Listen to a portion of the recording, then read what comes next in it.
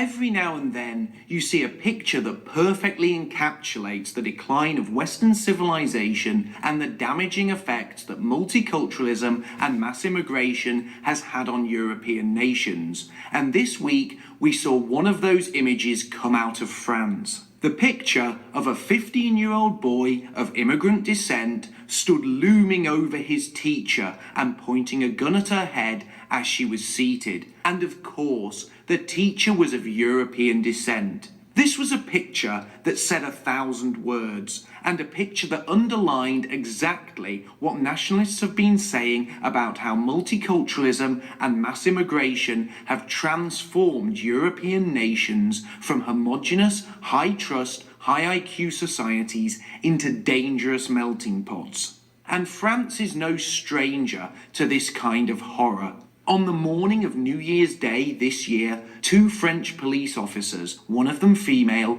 were brutally attacked and beaten by a gang in a Paris suburb, leaving the female officer fighting for her life. This brutal attack even shocked France's effeminate and pro-immigration president, Emmanuel Macron, who referred to the incident as a cowardly lynching. But this shocking start to the year wasn't just an isolated incident. 2018 has seen multicultural France unravel at an alarming pace. In April, there were days of riots on the outskirts of the city of Toulouse, and then in July, the same thing happened in the city of Nantes, which was gripped with days of rioting and violence. And there has also been other incidents, including shootings, violent attacks, sexual assaults, and even the country's World Cup celebrations were marred by violent outbursts and riots. France is a nation in crisis. But this picture of a schoolboy holding a pistol over his teacher's head as she sat beneath him seems to have created more waves than many other incidents. And unlike many of the riots and other acts of violence that have occurred recently in France, this latest incident has actually been covered by a wider number of mainstream media outlets here in Britain and in America. And the way some of the media outlets have been covering this is hilarious. If anyone still doubted that the media has an agenda to keep pushing multiculturalism and pass off every single incident like this as something we should just accept, then the coverage of this story should erase any of those lingering doubts. But before we go over how the mainstream media have covered this incident, let's just have a quick rundown of what actually happened, so we can really see just how much damage control is being carried out by the fake news media.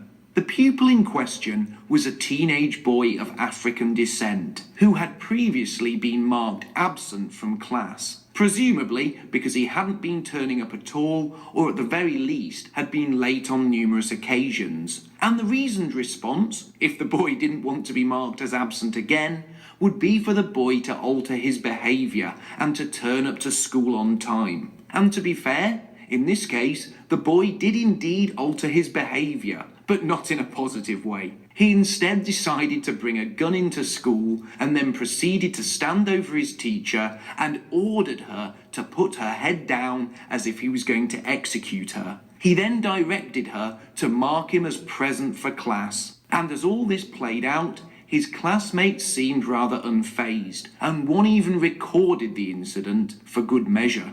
But don't worry. The fake news media has assured us that not only was the gun fake, but that the whole incident was all one big joke. Yep, the little scamp was only kidding, and it was all a big laugh. The BBC, Britain's state broadcaster, led with the headline, and I quote, "French teen charged for pointing fake gun at teacher," end quote. The article assures us that the gun was fake and repeats this twice, the second time downgrading the gun to simply a weapon and reassuring the reader that the teacher continued to work on her laptop and speak to the class during the ordeal, implying that it probably wasn't all that bad because she just got on with her job.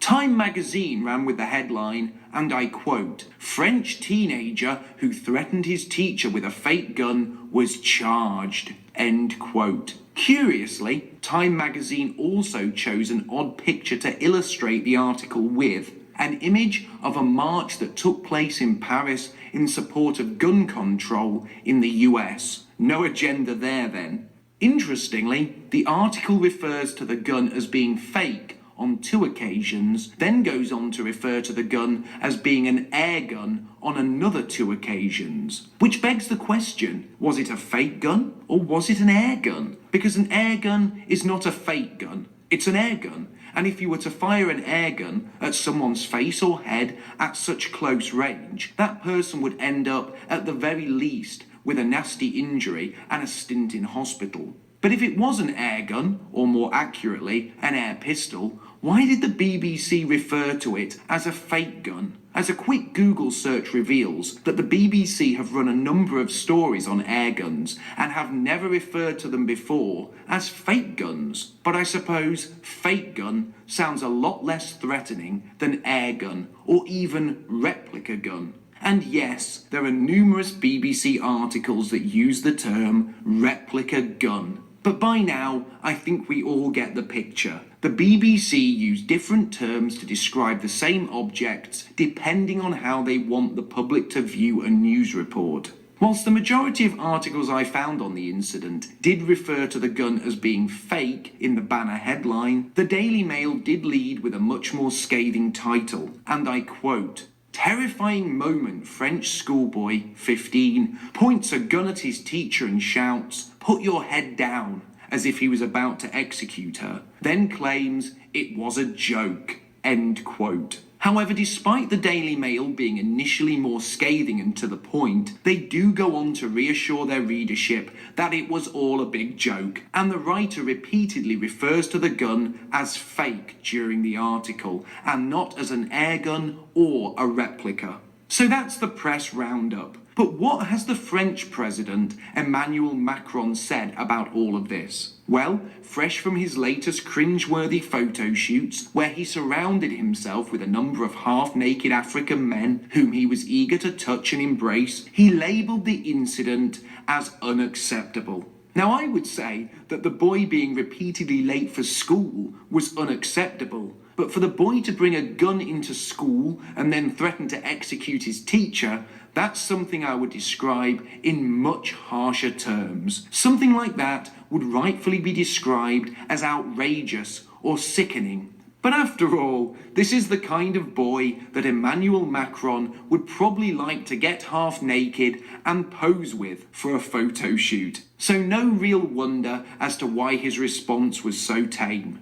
But what has been the response from the left? After all, every single time a gun gets brandished in an American school, there are marches, protests, and rallies, all calling for new firearms laws and gun confiscations. But not this time. This time is different, because France is already a nation with strict gun laws, and the person walking into the school and threatening to shoot people wasn't a white male. So this is totally different. And if there was to be a left-wing protest about this, I would wager it would probably be to pressure authorities to show leniency to the young prankster, as he was no doubt driven to such behaviour thanks to systemic racism, a lack of opportunities, etc., etc. You can fill in the blanks with the appropriate liberal drivel and excuses. But what do I think? Well, I think that this would have been covered in a much darker light by the press had the boy in question been of European descent. I also think, had the boy been of European descent, this story would have been run for much longer, and there would have been updates on it covering the boy's social media profiles, interviews with his classmates, and the press would have no doubt tried to paint him as a troubled extremist. And often, in these cases, the press will make some disturbing discovery that the young European fellow once saw a movie, played a video game, or read a book that had something to do with Nazis. He therefore had an obsession with Nazis and was also a Nazi, and it was all the fault of evil right-wing monsters who have been brainwashing children. But in this case, the boy was of African descent, and as such, every news outlet took pains to point out that he surrendered to authorities, and even that his father drove him to the police station. So as far as the press are concerned, case closed. I also think if this had been a young boy of European descent, the liberal political establishment and left-wing pressure groups would have been making a lot more noise about the case. And I also think there may have even been protests over gun ownership. But what if the case had been completely reversed? What if this had been a white boy pointing a replica gun or an air pistol at a black woman and threatening to execute her? What if the whole dynamic of this case was flipped on its head? Well, I think we all know what would have happened. This case would have been world news for weeks, and all my aforementioned predictions would have come to pass, with the media coverage being heavily tilted towards a narrative of how the case highlighted the terrible issues of racism, prejudice, and how Europeans are all evil, and how lovely, peaceful migrants are all victims of such racism and prejudice. Occurrences like this not only illustrate the way that multiculturalism and mass immigration have brought problems to Europe and the way that European society is breaking down, but they also illustrate the way that the press and the political establishment are so willing to play down such crimes when they are perpetrated by those of immigrant descent against those of European descent. These occurrences are also very illuminating for normal people, as the discerning viewer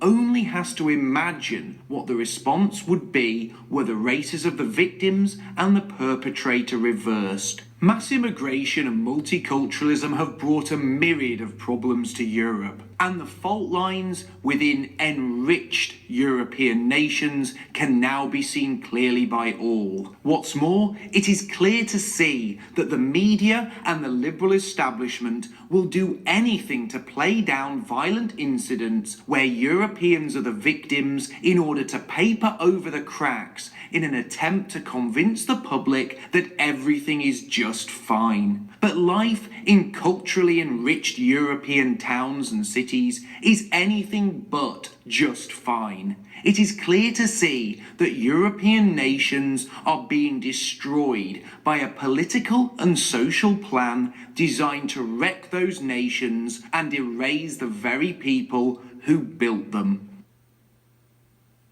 Thank you for listening. If you enjoyed this podcast, please help spread the message by liking and sharing it on social networks. If you want to hear more from me, please hit the subscribe button, as new videos are posted every week. You can also read my book, The Fall of Western Man. It's available as a free ebook and in both hardback and paperback, and all the links are in the description below. Finally, if you want to join in the discussion with me, feel free to add me on Facebook and follow me on Twitter. Also, you can now follow me on Gab, Minds and BitChute as well. Everyone's welcome.